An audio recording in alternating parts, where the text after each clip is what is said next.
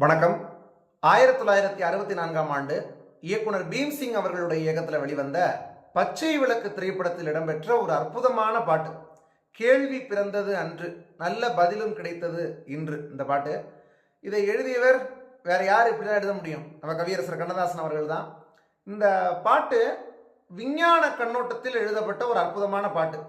இதில் நடிகர் திலகம் சிவாஜி கணேசன் அவர்கள் இந்த படத்தில், பச்சை விளக்கு படத்தில் நாகேஷ் அவர்கள், விஜயகுமாரி, SSR, சவுகார் ஜானகி அப்படின்னு மிகப்பெரிய நட்சத்திர பட்டாளமே இருக்காங்க.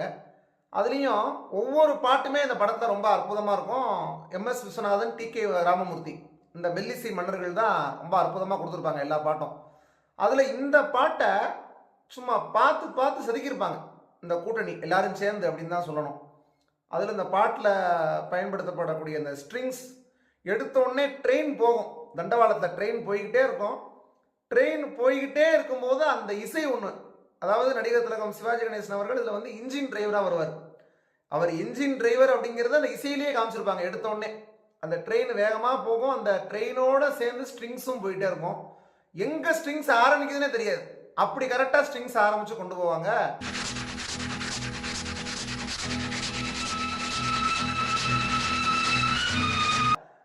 பாட்டு எடுத்தோடனே பல்லவியில் ஆரம்பிக்கிறதுக்கு முன்னாடி ஒரு விசிலிங் ஒன்று வரும். நடிகர் திலகம் சிவாஜி கணேசன் அவர்கள் ஒரு கையில் தொப்பி வச்சுக்கிட்டு இன்னொரு கையில் கோட் வச்சுக்கிட்டு இப்படியே நடந்து வருவார். பக்கத்தில் நாகேஷ் அவர்கள் நடந்து வருவார். அந்த விசிலிங் அது முடிஞ்சதற்கு பிறகு கேள்வி பிறந்தது அன்று, நல்ல பதிலும் கிடைத்தது இன்று, ஆசை பிறந்தது அன்று, யாவும் நடந்தது இன்று அப்படின்னு பல்லவி போட்டிருப்பார். அதாவது ஆசை பிறந்தது அன்று, யாவும் நடந்தது இன்றுனா என்ன? இப்போ இன்னைக்கு சொல்கிறோம், நம்ம 2024 பேசிகிட்டு இருக்காங்க ஒரு விஷயம். என்ன? Law of attraction. நம்ம என்ன ஆசைப்படுறோமோ அதை இந்த உலகம், இந்த யூனிவர்ஸ் வந்து நமக்கு கொடுக்கும் அப்படின்னு இன்ஸ்டாகிராம் ஓப்பன் பண்ணாலே அதுதான் வருது, ஆயிரக்கணக்கில் வீடியோ. இதை வந்து அன்னைக்கே எழுதியிருக்காரு பாருங்க கவியரசர். ஆசை பிறந்தது அன்று, யாவும் நடந்தது இன்று அப்படின்னு. அதை வந்து விஞ்ஞான கண்ணோட்டத்தையும் சொல்கிறாரு. மொத்தம் 3 சரணம் இருக்குது இந்த பாட்டில். 3 சரணமும் ஒவ்வொரு விதமாக இருக்கும், ஒவ்வொரு மாதிரி இருக்கும். அதுலேயும் 3வது சரணம் வந்து வீட்டில் நடக்கக்கூடிய விஷயத்த சொல்லியிருப்பார்.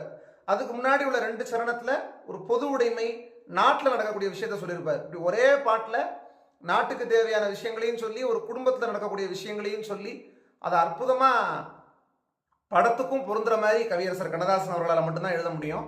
நடிகர் திலகம் சிவாஜி கணேசன் அவர்கள் ஒரு அண்ணன் கேரக்டர், ஒரு இன்ஜின் டிரைவராக இருப்பார். ரொம்ப நீதி, நேர்மை, நியாயம்னு வாழக்கூடிய ஒருத்தர். தன்னுடைய தம்பிக்காகவும் தன்னுடைய தங்கைக்காகவும் தன்னுடைய வாழ்க்கையே வந்து அர்ப்பணிக்கக்கூடிய ஒருத்தராக இருப்பார். விஜயகுமாரி அவர்கள் டாக்டர் ஆவாங்க ஒரு பக்கம், அதையும் இந்த பாட்டில் காமிப்பாங்க. ஒரு பக்கம் ஜவஹர்லால் நேருவை காமிப்பாங்க நாட்டுக்காக. அதுக்கப்புறம் மிலிட்ரி படைகள்லாம் நடந்து போகிற மாதிரி காமிப்பாங்க.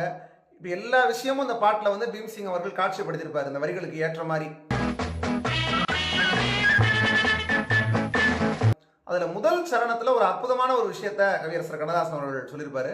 ஆண்டான் அடிமை, மேலோர் கீழோர் என்பது மாறாதோ, அரசன் இல்லாமல் ஜனங்கள் ஆளும் காலமும் வாராதோ, என்றொரு காலம் ஏங்கியதுண்டு, இன்று கிடைத்தது பதில் ஒன்று, இன்று எவனும் பேதம் சொன்னால் 2 வருடம் ஜெயில் உண்டு அப்படின்னு. இது எப்போ எழுதியிருக்காரு? 1964. கிட்டத்தட்ட ஒரு 50 வருஷத்துக்கு முன்னாடி இதை எழுதியிருக்காரு. இன்னைக்கு யாராவது பேதம் பேசினா 2 வருஷம் ஜெயில் உண்டு அப்படின்னு. அப்போவே 2 வருஷம் ஜெயில்னா 2024 பேதம் பார்த்தா எத்தனை வருஷம் ஜெயிலுங்கிறத முடிவு பண்ணிக்கணும் நம்மளே. இது முதல் சரணம். அதுக்கடுத்து 2வது சரணத்தில் இன்னைக்கு சந்திராயனை பற்றி நம்ம பேசுகிறோம். நிலவினுடைய தென் துருவத்தில் சந்திராயனை வந்து வெற்றிகரமாக இறக்கினாங்க, வீரமுத்துவேல், பழனிவேல் அப்படின்னு அப்படி பேசுகிறோம் பெருமையாக. ஆனால் இன்னைக்கு சந்திராயன் பண்ண சாதனையை அன்னைக்கே ஒருத்தரால் கனவு காண முடியுமா? கவியரசர் கண்டிருக்காரு. இன்னும் சொல்ல போனால் நீல் ஆம்ஸ்ட்ராங்கே நிலவில் கால் வச்சது 1969 தான். ஆனால் அவர் 64லேயே அதை சொல்லிட்டார்.